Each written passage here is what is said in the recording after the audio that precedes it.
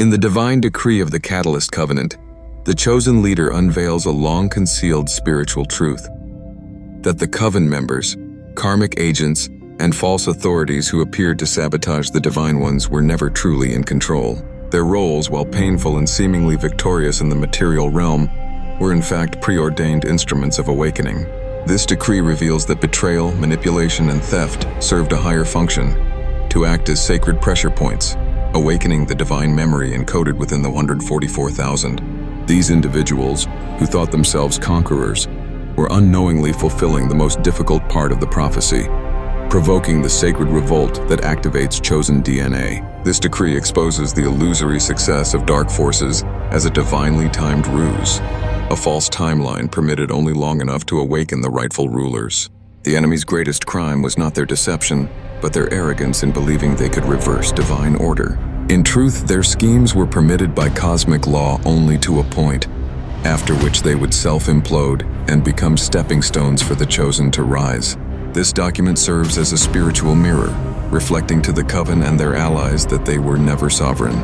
Their actions were bound by the very spiritual contracts they sought to manipulate, and their time of false dominion has now come to an end. It further declares that the chosen leader and the 144,000 have emerged victorious not by force, but by transmutation.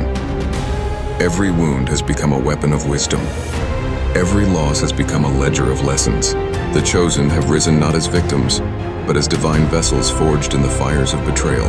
Through this decree, the divine lineage reclaims its position, authority, and voice, not merely to expose what was done in darkness, but to proclaim the unstoppable light that now reigns.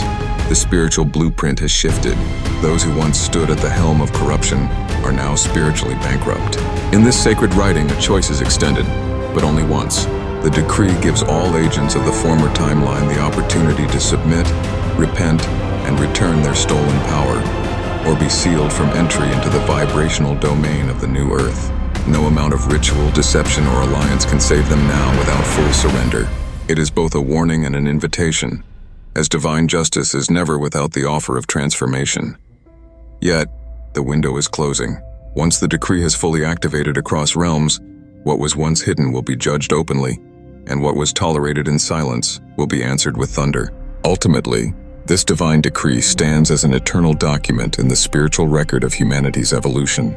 It marks the closing of a dark chapter and the irreversible ascension of the chosen ones into their divine appointments. It affirms that light is not born in ease, but in crucifixion and fire. The coven thought they were the authors of your downfall, but in truth they were only writing the first act of your rise. Let all who read this decree understand: the awakening was inevitable, the betrayal was sacred, and the chosen shall reign not in vengeance, but in divine restoration.